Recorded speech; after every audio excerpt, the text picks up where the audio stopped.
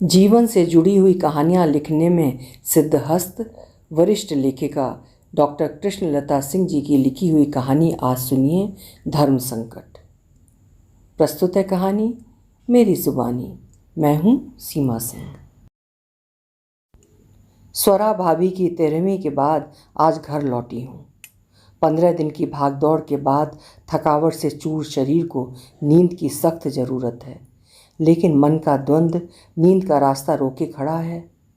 सोच रही हूँ सुधांशु का डर कितना सही था। शुक्र है भाभी को चक्कर डॉक्टर गुप्ता की क्लिनिक में आया, वरना उन्होंने लास्ट कॉल पर फ़ोन किया था। संयोग से लास्ट कॉल मेरी ही थी। दोपहर को खूब लंबी बातचीत हुई थी। भाभी न्यूयॉर्क कब वापस आ रही हो? छाया, अभी कुछ डिसाइड नहीं है। सुधांशु मई के लिए कह रहा था। अरे तो मई कौन सी दूर है, अभी टिकट नहीं भेजा है। मैंने भी नहीं पूछा है। मेरा इरादा भी कुछ डावाडोल हो रहा है। क्या मतलब? दिल बगावत कर रहा है, इच्छा नहीं हो रही है जाने की। क्या भाभी, आप भी ना? लोग अमेरिका जाने के लिए कबूतरबाजी का शिकार तक हो जाते हैं और आप वहाँ जाना नहीं चाहती हैं? छाया, सैर सपाटे के लिए जाना अलग बात है, लेकिन मेरी उम्र वहाँ जाकर बसना दूसरी बात है। यूँ समझो, पुराने बरगद के पेड़ को उखाड़कर दूसरी जगह रोपना। तिल तिल मरकर ये गृहस्थी तुम्हारे दादा के साथ सजाई थी, उसे यूं ही तिलांजलि देकर वहाँ हमेशा के लिए चले जाना कितना पीड़ादायक है, कोई समझ नहीं सकता। आपकी भावना, समस्या और दर्द को हम महसूस करते हैं, लेकिन जीवन के हर मोड़ पर चाहे अनचाहे समझौते तो करने पड़ते हैं। पहले की तरह बीच बीच में आती जाती रहना। छाया, अब इतना लंबा सफ़र अकेले करना बड़ा कष्टदायक है। शरीर साथ नहीं देता है। अब गई तो फिर लौट कर आना नामुमकिन है। सुधांशु की भी यही राय है। सारे मोह के बंधन तोड़कर हमेशा के लिए वहाँ बसने की बात सोचकर काँप उठती हूँ। करूँ तो क्या करूँ? सुधांशु को साफ साफ बता दूँ? वो सुनता कहाँ है, उल्टे डराता है। कहता है दिल्ली में किसके सहारे आपको छोड़ूं? सर्दी जुकाम और बुखार में तो पास पड़ोस से काम चल जाएगा, लेकिन रात बिरात कोई अनहोनी घट गई तो फिर तो बदबू सूंघकर पड़ोसी ही पुलिस को खबर देंगे। सब मुझ पर ही थू थू करेंगे। अखबार की हेडलाइन बन जाएगी, लायक लड़के ने अमेरिकी डॉलर कमाने की खातिर बूढ़ी माँ को यहाँ अकेला सड़ने के लिए छोड़ दिया। बात तो उसकी 16 आने सही है, तभी तो आपकी अमेरिकन सिटीजनशिप के लिए क्या क्या पापड़ नहीं बेले थे उसने। आपका नगर पालिका वाला ओरिजिनल बर्थ सर्टिफिकेट प्राप्त करना कोई आसान काम था क्या? अरे भाई, हमारे ज़माने में तो घर में जन्म होता था, स्कूल में जो जन्म तिथि लिखवा दी गई वही चलती रहती थी।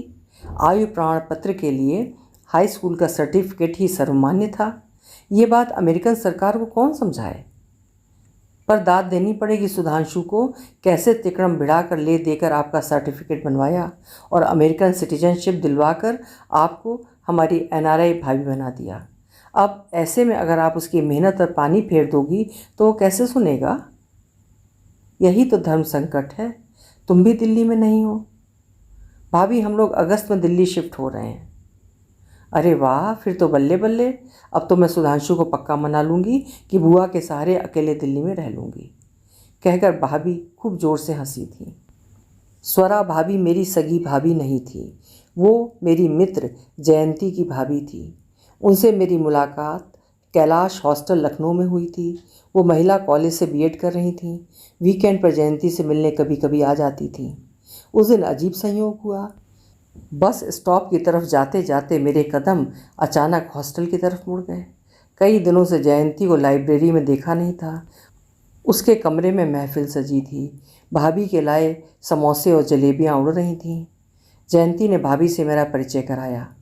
भाभी का खिलता गेहुआ रंग, माथे पर रोली की बिंदी, होठों पर काला तिल, लंबे बालों का ढीला ढाला जूड़ा, कानों में मोती के टॉप्स और चेहरे पर खिलती स्निग्ध मुस्कुराहट में कुछ गजब का सम्मोहन था।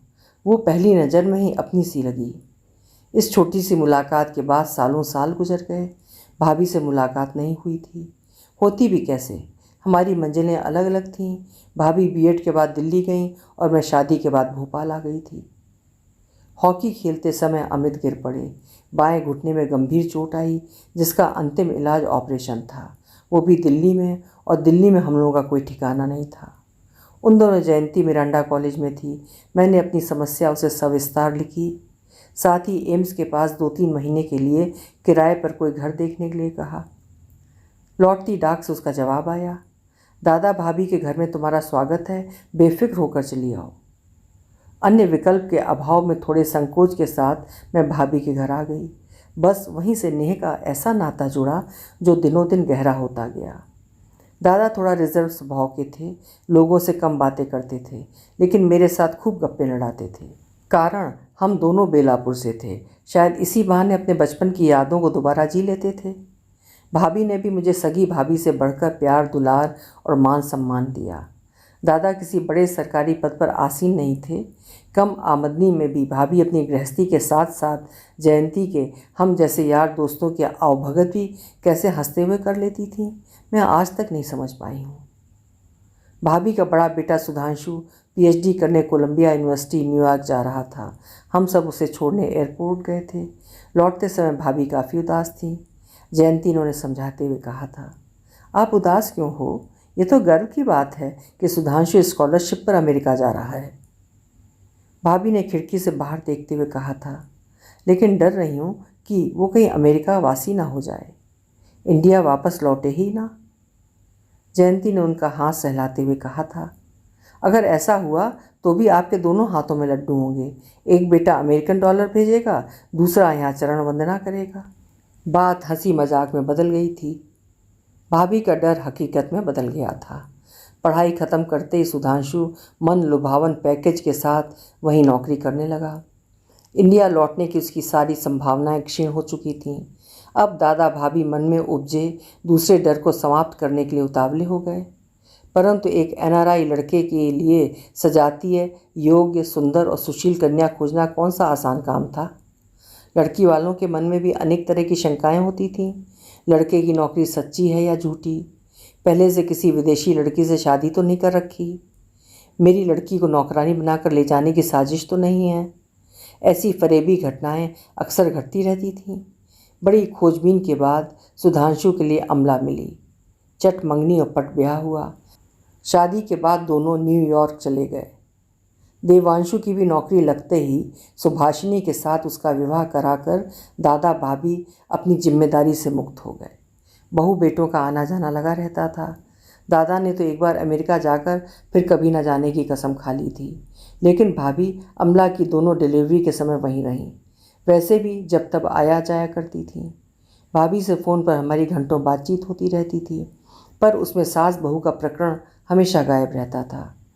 मेरे हिसाब से उनके जीवन में सब कुछ ठीक ठाक चल रहा था। देवांशु और सुभाषिनी तो अक्सर हमारे पास आकर रहते थे। सुभाषिनी की अपने नाम के अनुरूप शहद में डूबी मीठी बोली की मैं कायल थी। लेकिन भाभी की खुशहाल दौड़ से सरपट दौड़ती जिंदगी में अचानक ब्रेक लग गया था। हार्ट फेल से जयंती की मृत्यु हो गई। भाभी के लिए यह बहुत बड़ा सदमा था। अविवाहित जयंती भाभी का साया थी। मैंने इस कमी को पूरा करने की भरसक कोशिश की, लेकिन मैं जयंती तो नहीं बन सकती थी। समय के मलहम ने उन्हें धीरे धीरे सदमे से उबारा तो दूसरा झटका तैयार खड़ा था। सुधांशु का फ़ोन आया। अमला को ब्रेस्ट कैंसर है, वो हॉस्पिटल में है। छोटी बच्चियां घर पर अकेली हैं, फ़ौरन आ जाओ, टिकट भेज रहा हूँ। दादा को अकेले छोड़कर बेटे की गृहस्थी संभालने न्यूयॉर्क जा पहुँची। वीज़ा की अवधि तक बहू की तीमारदारी की। किस्मत अभी भी रूठी थी। लौट कर आई तो दादा को बीमार पाया। इलाज चला पर कोई फ़ायदा नहीं हुआ। दादा भी चल बसे। भाभी बिल्कुल टूट गई, लेकिन देवांशु ने उन्हें बिखरने से बचा लिया। अपने साथ जयपुर ले गया। इससे सुधांशु निश्चिंत हो गया। पर भाभी वहाँ से कुछ दिनों बाद लौट आई। पूछने पर निर्लिप्त होकर सिर्फ इतना कहा, छाया, जब तक अपना शरीर साथ देगा मैं अपने घर में ही रहूँगी। पर इस बात से दोनों भाई खुश नहीं थे। बस समय ऐसे ही गुजर रहा था। भाभी का अपनी बहुओं के साथ कैसा तालमेल है ये मुझे मालूम नहीं था। दूर से सब कुछ अच्छा और सुंदर ही नज़र आ रहा था। कारण भाभी अपना दुख, परेशानी और गिला शिकवा कभी होठों पर लाई ही नहीं थी। असली पर्दा देवांशु की कार दुर्घटना में अचानक हुई मृत्यु के बाद उठा। इस सदमे से भाभी और सुभाषिनी दोनों का निकल पाना बहुत कठिन था।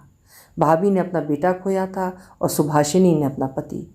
दोनों का दुख दर्द साझा था, ना किसी का ज़्यादा और ना किसी का कम था। 13वीं के बाद बाहर से आए सभी लोग वापस लौट गए थे। दूसरे दिन सुबह हम सब बाहर लॉन में बैठे चाय पी रहे थे। सबके बीच पसरे मौन को तोड़ते हुए मैंने सुधांशु से पूछा था, सुधांशु, तुम्हारी वापसी कब की है? मेरा ओपन टिकट है। सुभाषिनी के यहाँ के काम पूरे होते ही उसे दिल्ली शिफ्ट कराकर चला जाऊँगा। अपने दिल्ली वाले फ्लैट के सामने वाला फ्लैट रेंट के लिए खाली है। गुप्ता अंकल से बात कर ली है। मम्मी और सुभाषिनी पास पास रहेंगी तो अच्छा रहेगा। दोनों पास रहते हुए भी अपने ढंग का लाइफ स्टाइल बरकरार रख सकेंगी। मेरी चिंता भी थोड़ी कम हो जाएगी। ठीक है ना बुआ? हाँ, ये अच्छा आइडिया है। दोनों एक दूसरे का। मेरी बात को बीच में काटकर उषा जी अर्थात सुभाषिनी की मम्मी बोल पड़ी थी। अरे नहीं सुधांशु, गुप्ता जी को मना कर दो। सुभाषिनी चंडीगढ़ शिफ्ट होगी। हालांकि नितांत उनका घरेलू मामला था, परंतु मैं अपने को रोक न सकी। पूछ बैठी थी, बहन जी चंडीगढ़ क्यों? उन्होंने बड़े भोलेपन से जवाब दिया, अरे वहाँ वंदना है, दोनों बहनें सुख दुख में साथ रहेंगी।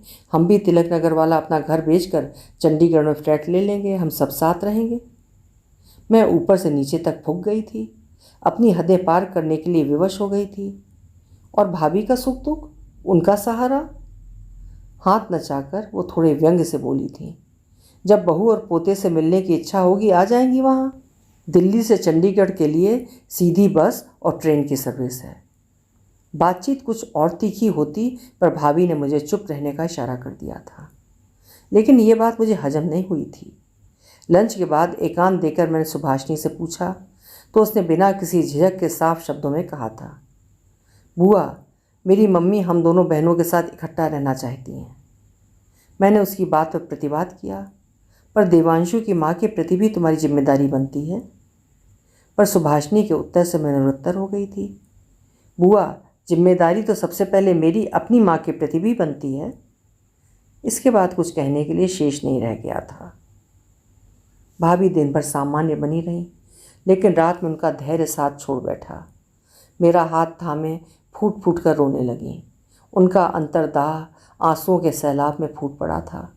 मैं मूक साक्षी बनी काष्ठवत उनको देखती रही। आवेश थमा तब शब्दों को राह मिली। भाभी ने सिसकते हुए कहा था, सच छाया, तुम्हारे दादा के जाने के बाद मैं विचलित जरूर हुई थी, लेकिन टूटी नहीं थी। देवांशु ने मुझे संभाल लिया था, लेकिन आज पूरी तरह से टूटकर बिखर गई हूँ। मेरे दोनों मजबूत सहारे छिन गए हैं। ऐसा क्यों सोचती हो भाभी? सुधांशु है, उसे आपकी फिक्र है। हाँ, सुभाषिनी ने अवश्य निराश किया है। दोष उसका नहीं है। उषा जी ने कभी उसे स्पेस ही नहीं दिया कि वो हमसे जुड़ पाती।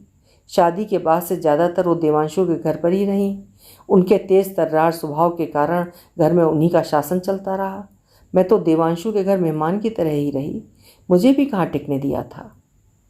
ओह, अब समझ में आया कि आप देवांशु के घर से क्यों वापस लौट आई थी।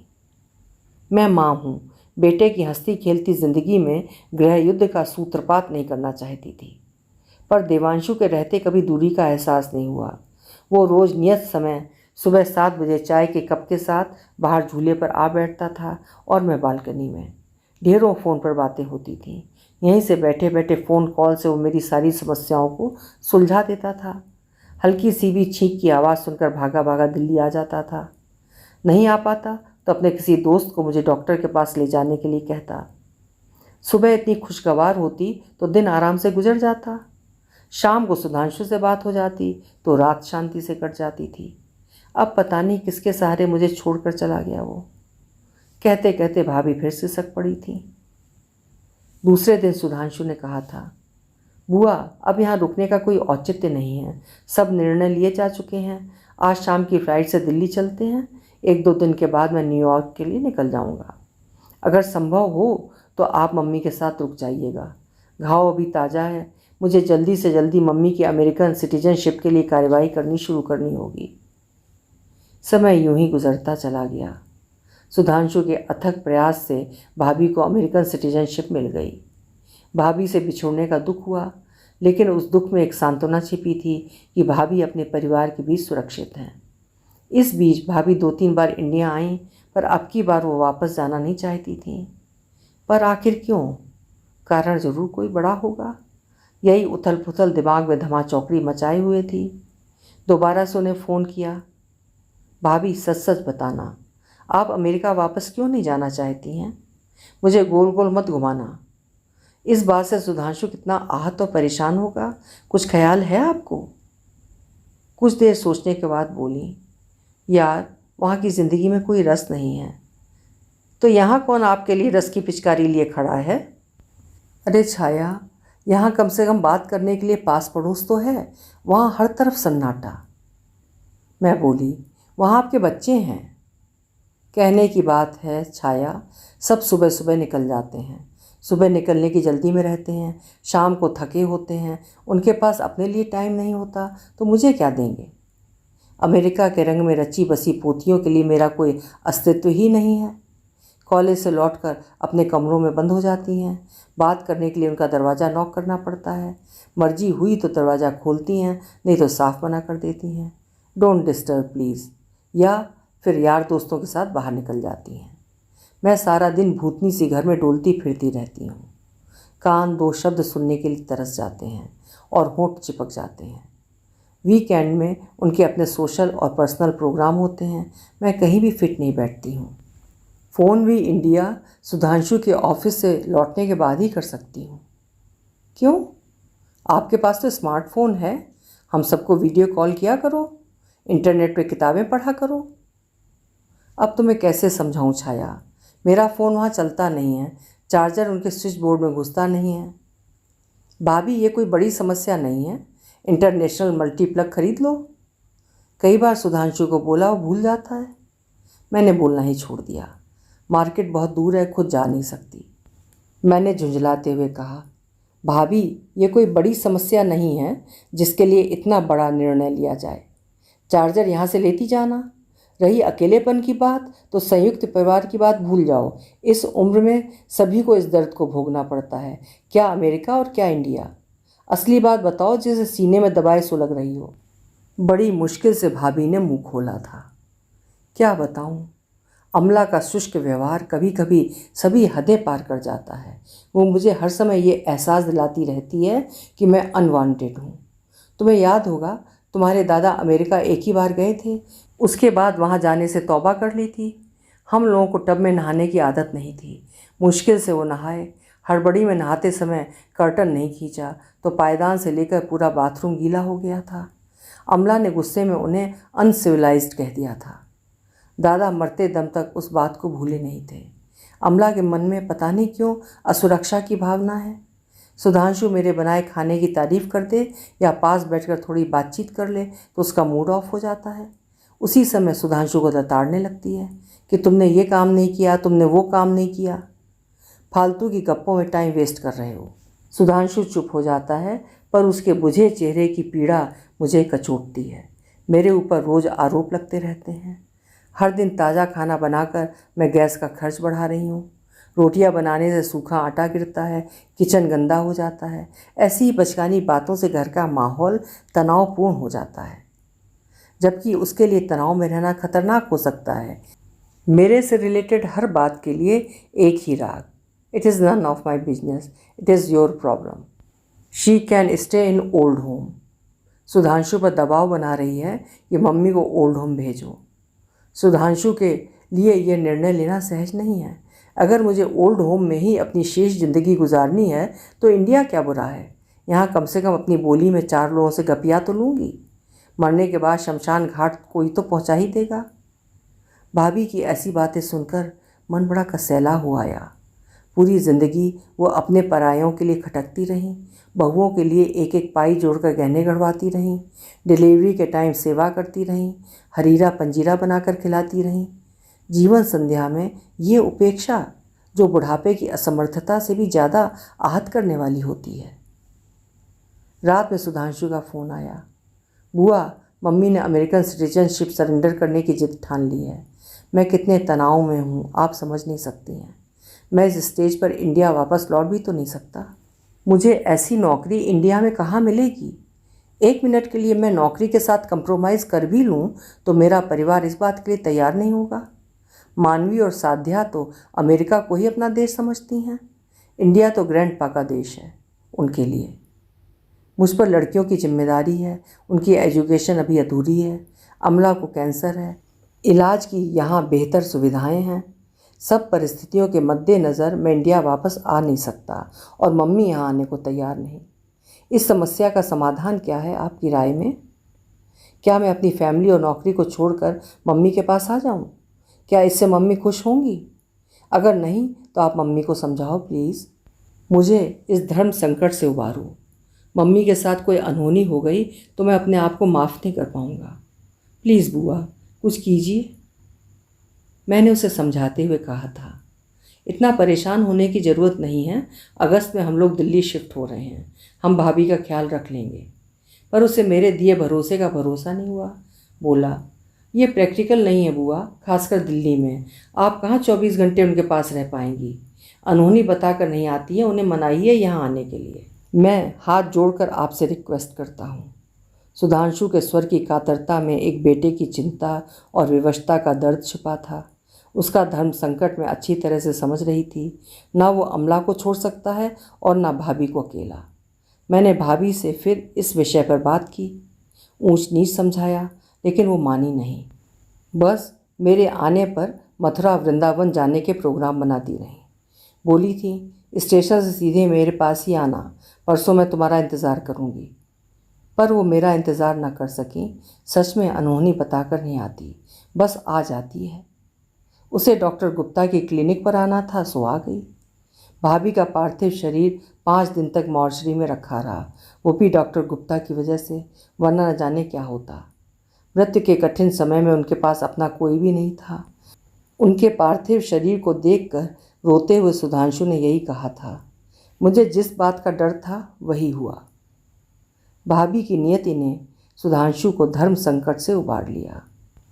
अभी आप सुन रहे थे डॉक्टर कृष्णलता सिंह की लिखी हुई एक मार्मिक कहानी धर्म संकट। उम्मीद है कहानी आपको अच्छी लगी होगी। कहानी में जो समस्या लेखिका ने दिखाई है, बताई है, वो आजकल एक आम समस्या है। मेरे ख्याल से आप भी इससे सहमत होंगे। कल फिर मिलेंगे। हिंदी की उम्दा कहानियाँ सुनने के लिए कृपया मेरे चैनल्स को सब्सक्राइब जरूर करिए, लाइक करिए और शेयर भी करिए। हार्दिक धन्यवाद।